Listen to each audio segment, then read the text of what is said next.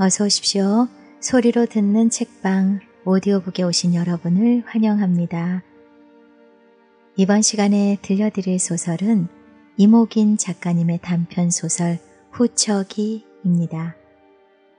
후처란 핸디캡을 간직한 여인의 심리와 깊이 숨겨진 심층을 리얼하게 부각시켜 성공한 작품으로 새로운 계모형을 창조했다고 지칭되었답니다. 과감한 성격을 가진 여주인공의 후처 이야기 지금 바로 들려드릴게요. 좋아요와 함께 저와 동행해 주십시오.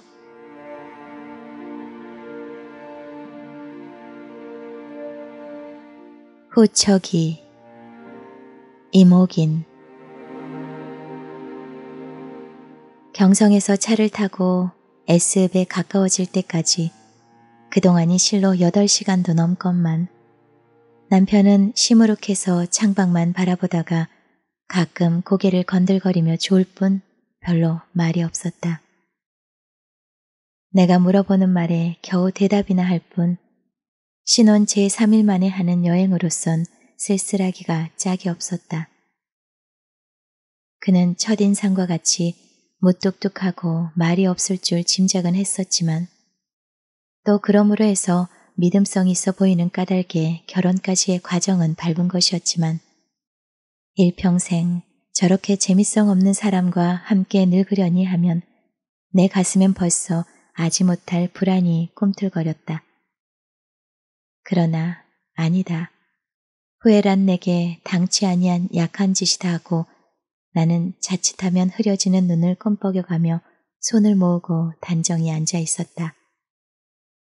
나는 속으로 내 친한 동무가 생이별자리엔 가도 죽은 후치론 안 갈 일이야 하던 말을 생각하고 혼자 고소했다. 그리고 보아 그런지 바로 맞은편에 앉아 실신한 사람 모양을 하고 희미한 시선으로 창밖 멀리 바라보는 남편은 꼭 무슨 사라진 그림자를 따르는 사람같이 보였다. 그것은 내 마음에 일어나는 부질없는 착각일는지도 모른다. 나는 겁이 덜컥 났다. 오래오래 함께 살 사람을 벌써 이렇게 의심하고 어쩌자는 것인가. 나는 내 마음을 꾸짖고 더욱 긴장한 자세를 하고 앉아 있었다.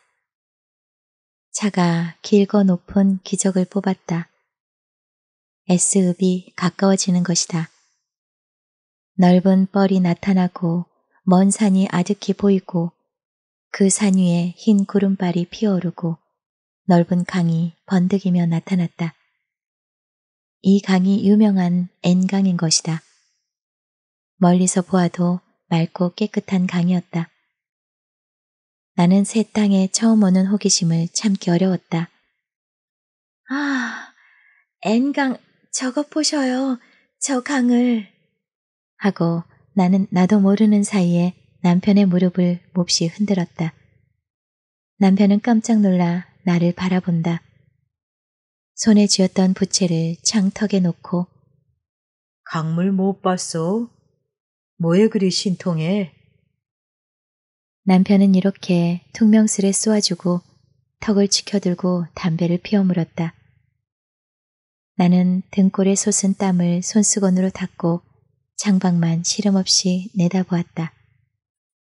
S읍에 내려야 내가 면목 있는 사람이라곤 별로 없을 게다. 결혼식에는 참례 안 하셨던 시부모와 시동생들이 있을 게고 그리고 그 애들이 있을 것이다. 영수는 9살, 복희는 7살이래지. 어떤 애들일까? 저희 아버지를 닮아서 저렇게 무뚝뚝할까? 소문으로만 들은 저희 어머니를 닮아 상냥할까? 나를 보고 엄마라고 할까? 나는 그 애들을 만나는 순간 무엇을 느낄 것인가? 그보다도 나는 어서 내 것으로 사놓았다는 물건들이 보고 싶다. 5,000원짜리 피아노, 500원짜리 오트간, 300원짜리 삼명경, 또 양복장 등등. 중매를 선 신의사를 통해 내가 제일로 주문한 것은 피아노였다. 나는 일찍 피아노 없는 내 신가정을 상상해 본 일조차 없었다. 상대야 누구든 내가 가는 집엔 꼭 피아노가 있어야만 했다. 그리고 정말 그에게 사게 한 것이다. 내 욕망도 그러했거니와 아무리 30살 먹은 신부이기로 여학교 교원이요 전문학교를 나온 소위 재원인 나를 이규철, 즉 남편이 세 번째 후치로 요구한다면 나도 어떤 무리한 주문이라도 하고야 결혼을 승낙할 용기가 난 것이다. 돈의 국기로 유명하다는 이규철이가 신부의 환심을 사기 위해 수천 원을 들여 피아노를 사다니 꽤 반한 상대이라는 평판이 돌았다지만 그가 내게 대해 애정을 가졌는지 모르나 나는 그에게서 정다운 공기와 전적인 열정을 느낄 수는 없었다. 이런 일이 내게 있어서는 오히려 다행한 일일는지도 모른다. 나는 몇 해 전에 사랑하는 사람에게서 버림받은 여자이다. 그도 의사였다. 30이 채 못된 젊은 의사였다. 그는 미나라는 아름다운 간호부와 나를 피해 만주로 가버리고 나는 결혼 날만 기다리던 노처녀였다. 그런 일이 내 마음을 더욱 강하게 반동적으로 만들어버렸다. 남에게 지지 않겠다는 괴팍한 성미가 이런 실패에 부딪혀 더욱 굳어져 버렸다. 나는 결혼하되 꼭 그와 같은 의사와 하기로 작정이었다. 세 번째거나 네 번째거나 그와 같이 깨끗한 예방의를 입고 청진기를 들고 사람 앞에서 엄숙한 표정을 지을 줄 아는 그런 의사가 원이었다. 내 남편 되는 사람이 의사이기로 그것이 내 과거를 메꿀 만한 무엇이 있을 것인가. 나는 내 남편의 전 모습에서 나를 버리고 떠나간 사람의 전부를 느끼려는 것인가. 그러나 내 맞은편에 앉은 의사라는 내 남편은 마음속으로 암만 깨끗한 예방의를 입히고 왕진 가방을 들려보았대야 의사다운 데가 없다. 얼굴이 희고 이마가 넓고 수염이 검은, 즉 말하자면 풍모가 수려한 것이 의사라고만 느껴지는 나는 몸이 우직스레 생기고 얼굴이 검붉고 탁한 검은 로이드 안경테 속에서 살기를 띤 듯한 쓱 째진 듯한 붉은 두 눈이 움직이는 것을 바라보고는 내 관념 때문에 현실엔 아무 기쁨도 못 가져오는 생활의 출발을 저질렀구나 하고 뉘우쳤다.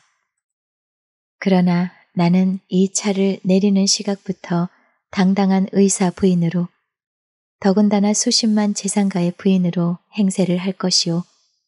이 S 부인들 위에 서는 인텔리 주부가 되는 것이다. 나는 내 기쁨 때문에는 행복할 수가 없었지만 투쟁심 때문에는 충분히 즐거울 수가 있었다. 남편이 개업하고 있는 병원에서 길을 사이에 놓고 조금 떨어진 꽤 큰 집이 우리 집이라 한다. 밖으로 보나 안에서 보나 다 내 취미에는 안 맞는다. 안의 세간들도 그러하다. 벌써 전에 붙인 내 짐은 끄르지 않았는데도 안에는 바로 전 시간까지 예편네가 살던 집 같은 공기와 세간이 온 집안에 그득 차 있었다. 내 짐은 끄르지 않아도 그대로 살 수 있는 차림차림이다. 집에는 수염은 허옇게 새었을 망정 얼굴이 검붉게 윤나는 건장하게 생기신 시아버지와 키가 자그마한 고생으로 늙어버리신 듯한 시어머니와 그 밖에 촌에서 온 많은 친척들과 이웃 사람들이 있었다. 나는 시부모라고 무턱대고 공손할 필요를 느끼지 않았다. 나이 많고 시부모라는 것만으로도 충분히 어려운 존재련만 나는 마음으로부터 머리가 숙여지지를 않았다. 그저 인사라고 서먹히 하고 시부모도 나를 그렇듯이 반겨주시지는 않았다. 그것은 아무리 바쁜 일이 있었다 치더라도 내 첫 인사를 받고는 지금까지 계시던 촌으로 곧 가버리신 것을 보아도 알아지는 것이었다. 외식으로 꾸민 응접실에 나를 위해 샀다는 피아노와 오투간 그리고 삼명경이 놓여 있었다. 피아노와 오투간은 뚜껑을 열고 건반을 눌러보고 만족했다. 나는 나 이외에 이 집에 가득 차 있는 또 다른 여자, 즉 내 남편 된 사람에게 가장 가까워 보이는 그림자를 방 안에서 보는 듯해서 매우 불쾌했다. 인사 왔던 사람들이 다 흩어진 후 몇 시간을 방문도 열지 않던 한 50대여 보이는 여자가 입을 조금 삐죽하고 두꺼운 아랫입술을 내밀고 나타났다. 내 딸 대신 온 사람이요? 아이를 데리고 고생하겠소? 매우 거만스런 태도요. 도전적이다. 나는 그 태에 못지않게 대답하고 이것도 내 버릇인 두꺼운 아랫입술을 삐죽 내밀었다. 그 부인은 이어 담배를 피워 물고 눈을 가늘게 떴다. 그 모습에서 나는 그의 젊은 시절을 여러 가지로 상상해 보았다. 키가 크고 몸이 균형지고 살빛은 거물망정 선명한 윤곽의 얼굴, 음성이 둥글고 멋지다. 이 S읍에서 제일 예뻤다는 이 여자의 딸, 즉 내 남편의 전철을 나는 이 여자 속에 느끼고 만나는 시각부터 속이 좋지 아니했다.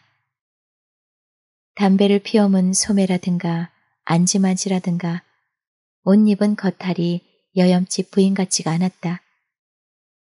나는 속으로 이 여자가 꽤 강한 내 적인 것을 직감해버렸다. 남편이 여장을 풀고 병원으로 나간 뒤 나는 심란한 마음을 억눌러가며 피아노 앞에 걸터 앉았다. 악보는 없이 짚어지는 대로 건반을 때렸다. 내 마음을 상징하는 즉흥곡이었을지도 모른다. 곁에방에 앉았던 남편의 장모는 무엇라고 고함을 지른 양도 싶은데 나는 무슨 소린지 알아듣지 못했다.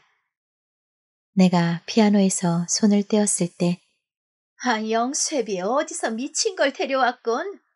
팔자 사납다 보니 별꼴이야. 고래고래 소리를 질렀다.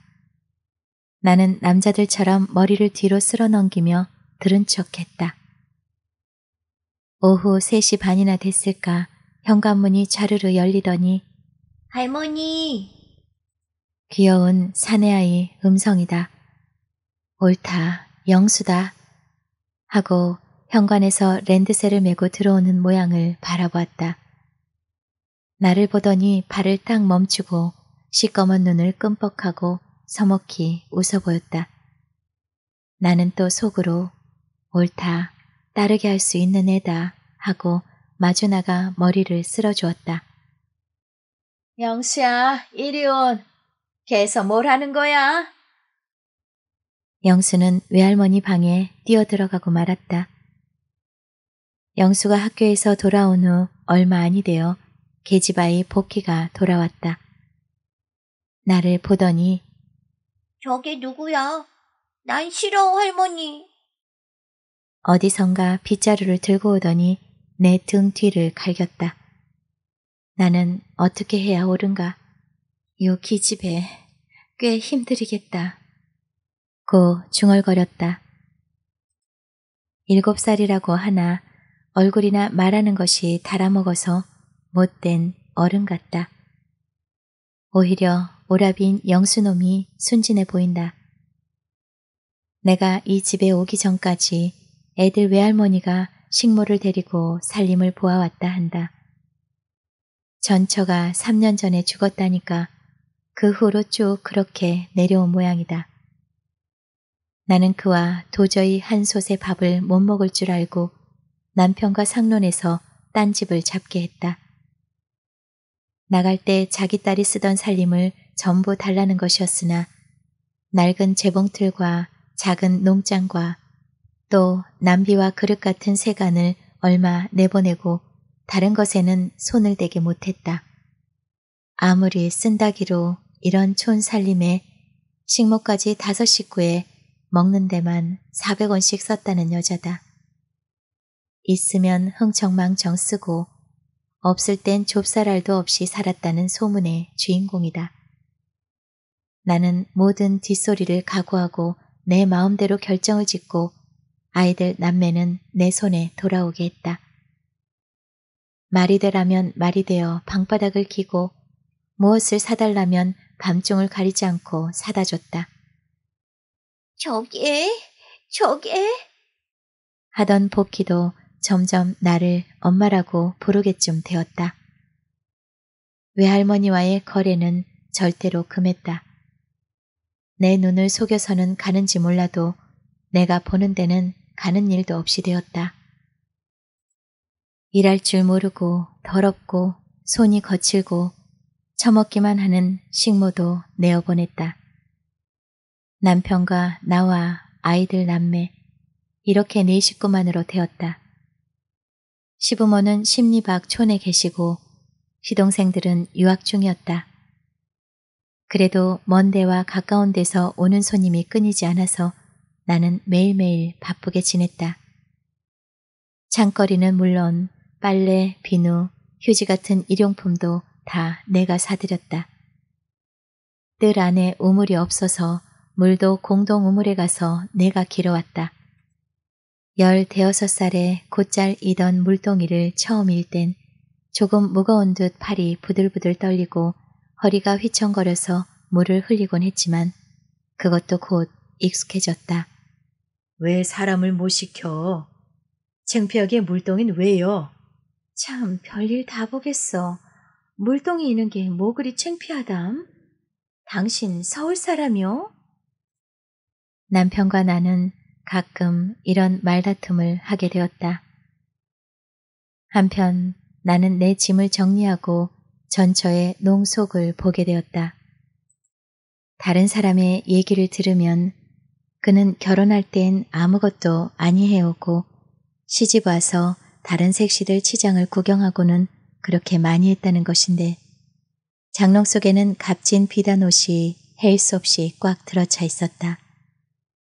나는 검은 장은 보기 싫으니 폐 떼든지 그의 어머니에게 주든지 하고 속에 옷들만 꺼내 내 장 속에 집어넣으려고 했다.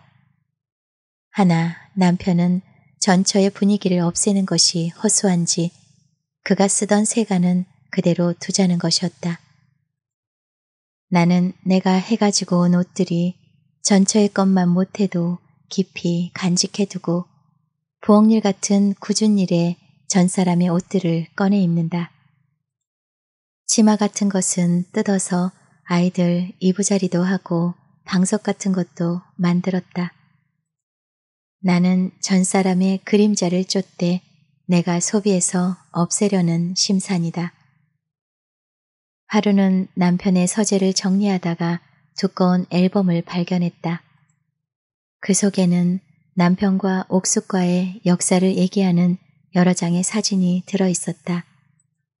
주울 온천에서 그의 어깨를 붙잡고 해지게 웃으며 찍은 남편의 모양이나 상상보다 훨씬 어여쁜 그의 신부 차림이라든지 각각 어린애들을 안고 찍은 가족 사진이 다 내 비위를 긁었다. 더구나 그의 확대한 요염한 반신상이 견딜 수 없었다. 나는 발작적으로 갈기갈기 찢어버렸다. 무어라 중얼거리며. 마는 무슨 말을 중얼거렸는지 모른다. 사진을 있는 대로 다 쭉쭉 찍고 그리고 그것들을 아궁이에 쓸어놓고 성냥을 그어댔다. 나는 가슴이 후들후들 몹시 떨렸다. 이 일이 남편에게 알려 앉을 리 없다. 그리고 아이들 외할머니한테도 내 동무인 덕순의 말을 들으면 내가 사진을 찢어 없앤 것을 알고 벼락같이 성을 내다가 사위 면목을 봐서라도 노연 생각을 참으셔요 하는 덕순의 말을 듣고 나와 맞붙는 것을 피했으나 자기가 꼭 한 장 갖고 있던 딸의 사진을 크게 확대시켜서 저희 방에 걸어놓고 바라본다는 것이었다. 남편이 아이들을, 더구나 복희를 사랑하는 일은 특별했다. 내가 이 집에 온 밤부터 소위 신부와의 한 자리 속에도 복희를 꼭 안고 자는 것이었다. 그 애의 모습이 보면 볼수록 제 어머니다. 동고스름한 얼굴에 오똑한 코며 조금 눈초리가 올라간 것이라든지 입모양이 유난히 선명한 거라든지 모두 내가 사진에서 본 그 애의 어머니 같았다. 쟨 꼭 저 엄마야. 점점 더 이뻐져. 보는 사람마다 이렇게 말했다. 남편은 그런 말을 들을 때마다 복희를 못 견디겠다는 듯이 쓰다듬고 더 유심히 들여다본다. 나는 이 복희가 꼭 죽은 저희 엄마의 몸과 마음을 본떠서 나를 볶는 것만 같이 생각했다. 그러면서도 나는 아이들의 예습과 복습을 꼭 보아주었고 도시락도 알뜰히 싸주었다. 내복이나 입는 옷들이나 이부자리들을 늘 깨끗이 해주었다. 처음에는 저희들의 비위를 맞춰주다가 차츰 좋지 못한 버릇을 한 가지씩 고쳐갔다. 웃어른께 인사하는 것, 고맙다는 말과 안심안심과 간식을 조절하는 것과 함부로 돈폰을 집어 안 주는 일과 이런 것을 가르치고 고치고 타일러서 점점 나아졌다. 남편은 여기에 대해선 내게 고맙다는 뜻을 품는 모양이었으나 조금 정도를 지나치면 눈을 부릅뜨고 애들을 왜 못 견디게 구는 거야? 되지 못하게 시리.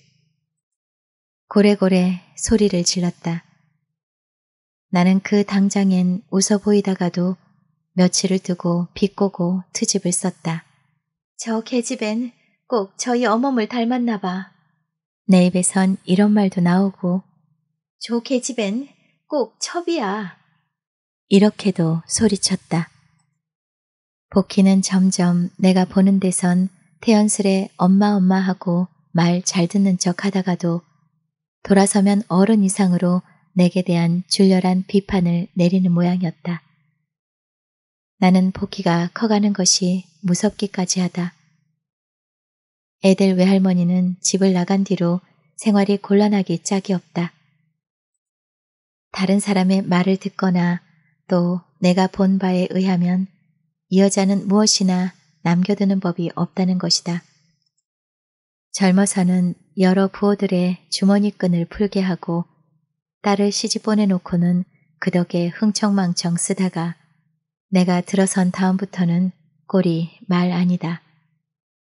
자연히 내게 어열이 올 것은 물론이지만 남편도 내 살림살이를 보고 전 장모가 얼마나 해펐다는 것을 깨닫는 모양이어서 1년 동안 쌀섬이나 되어주고는 그만인 모양이다.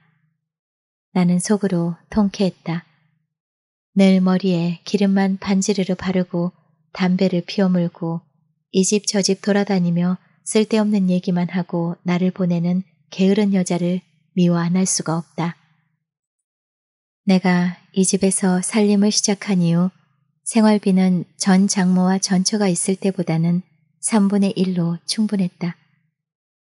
그렇다고 한 달에 한 차례씩의 곰국과 닭찜을 걸른 것도 아니었다. 닷새에 한 번씩의 장날이면 장에 가서 여러 가지 창거리를 사되 영양이 있고 값싼 것으로 했다.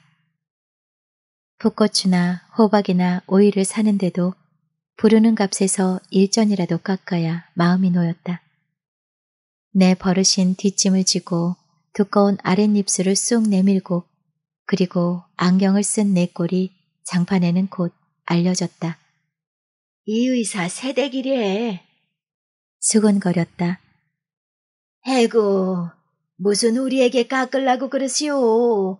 돌아가신 그 전부인은 깎기는커녕 담은 올매라도 더 주던데. 안 될 소릴. 그럴 사람 따로 있죠. 우린 돈 귀한 줄 아니까.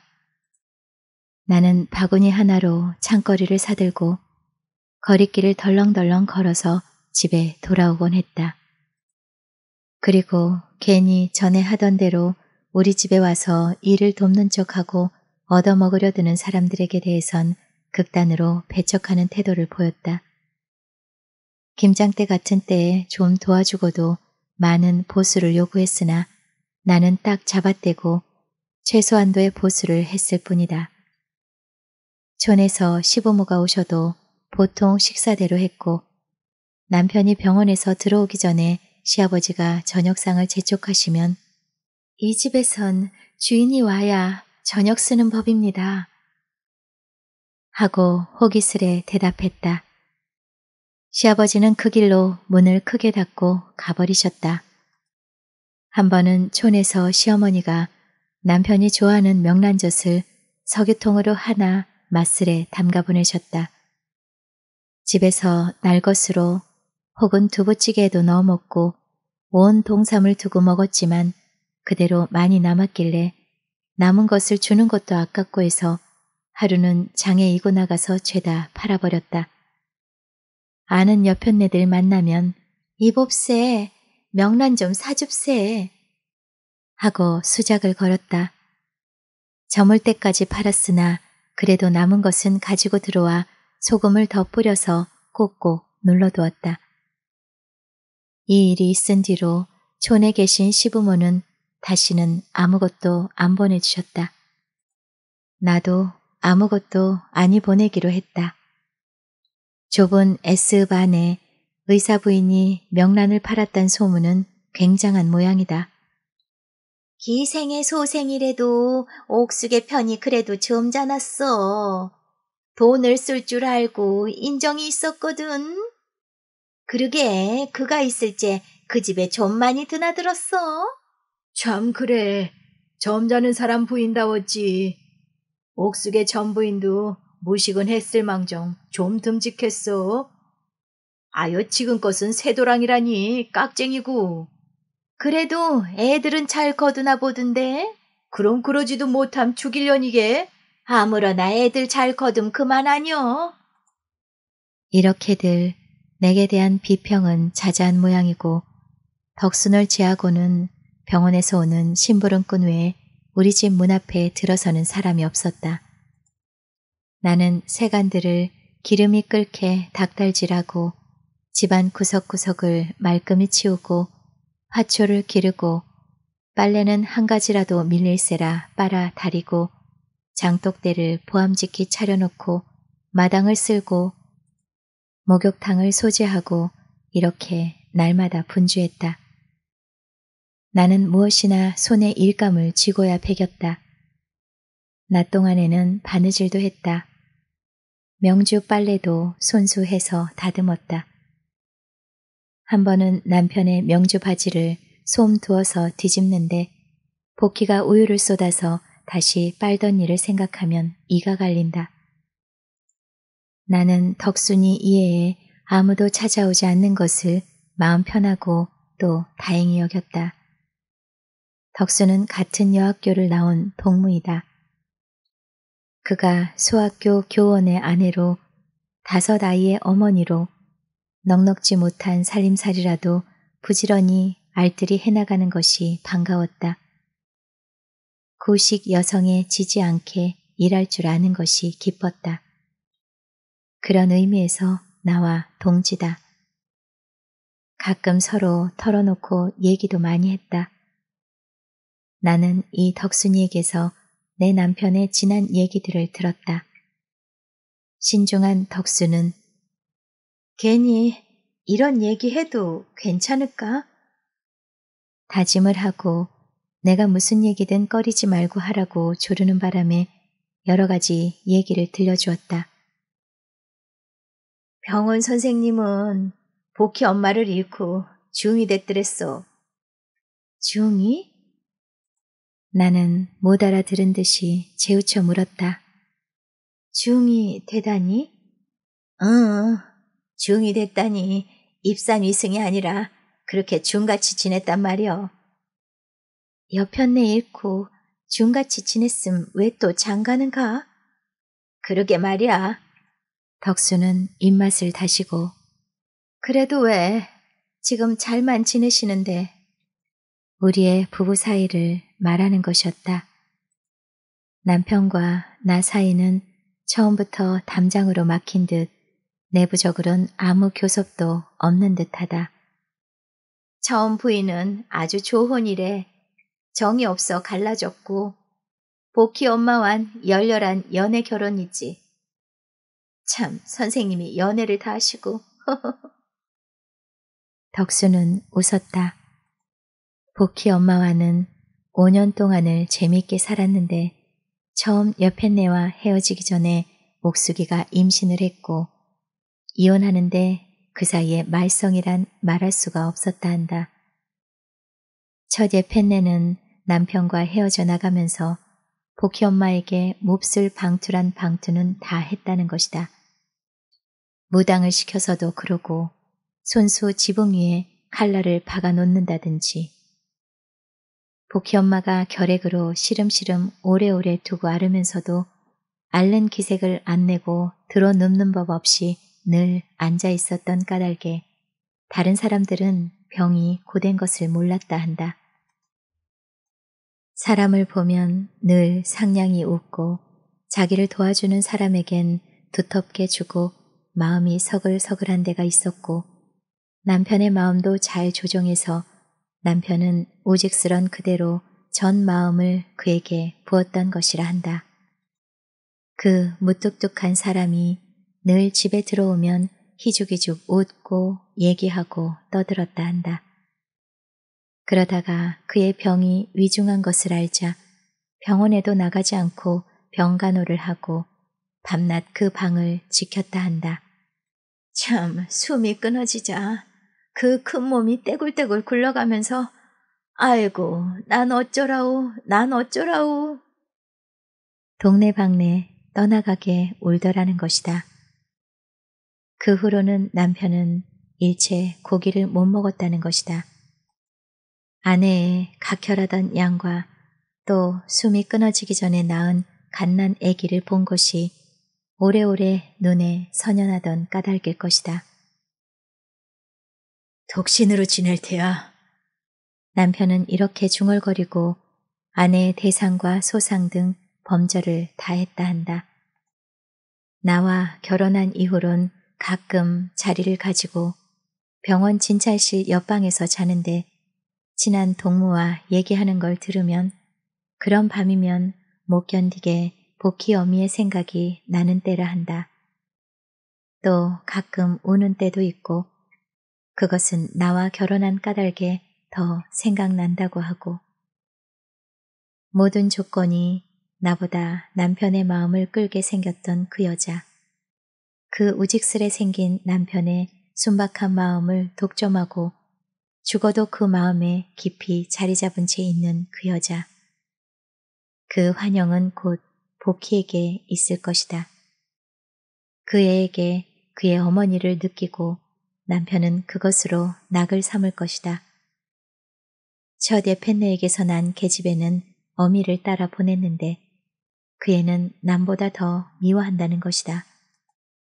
복희모가 죽은 후 전처가 떠나면서 발악을 한 일과 방투질한 것을 생각 후 전처를 만나기만 하면 죽이고 싶다고 한다고. 덕수는 쓸데없는 얘기를 했다는 듯이 그리고 내게 대해 충심으로 미안하다는 듯이 나를 바라보았다. 나는 아무 표정 없이 시무룩해 앉아 있었다. 사람을 부리기만 하고 손끝 하나 까딱 않고 놀고 먹은 복희모는 남편의 마음을 독점했다. 나는 이 집에 하녀 노릇밖에 더한 것이 무언가. 그에게서 따뜻한 음성과 시선과 애정을 느껴본 일이 있는가? 아니다. 한 번도 나는 내 마음을 괴롭혀주던 옛사람을 결혼이란 한 직무 속에 매장해 버렸지만 그는 나로 인해 죽은 아내를 더 생각난다지 않는가?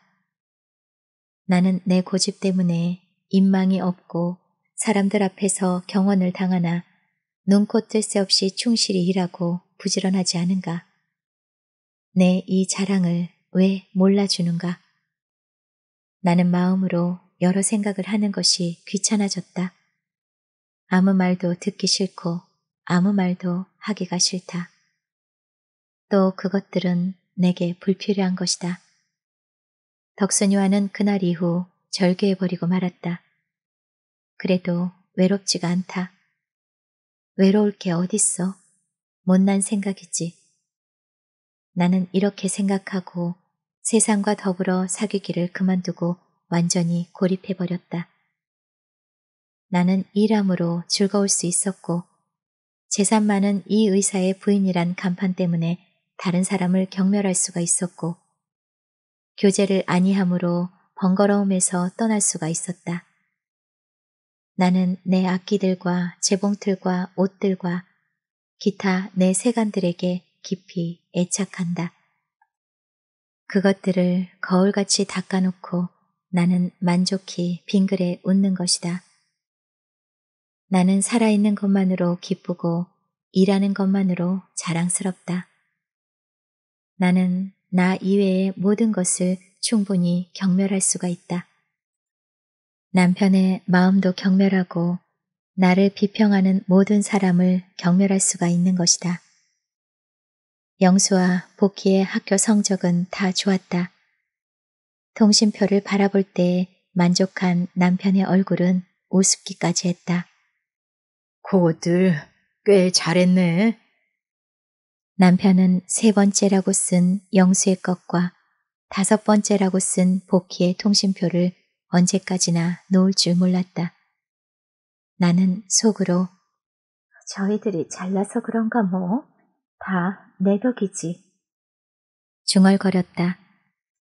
그리고 내 속에 움직이는 내 유일한 그곳은 나서 커서 저 애들보다는 몇 배나 더 잘할 것만 같았다. 덕순이를 절교해버린 내 주위에는 집 식구 이외엔 강아지 새끼 하나 어른거리는 것이 없었다.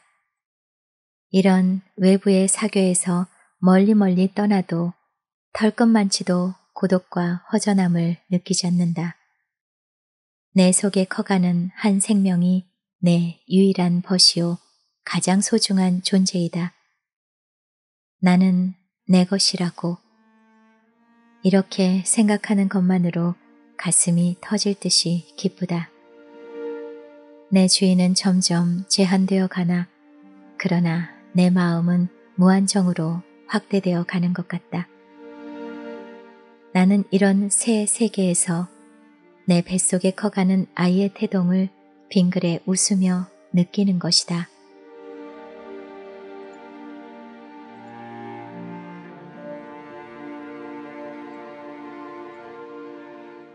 이목인 작가님의 후처기 낭독을 마치겠습니다. 이 시간도 편안히 머무셨길 희망합니다. 다른 작품으로 찾아뵐게요. 감사합니다.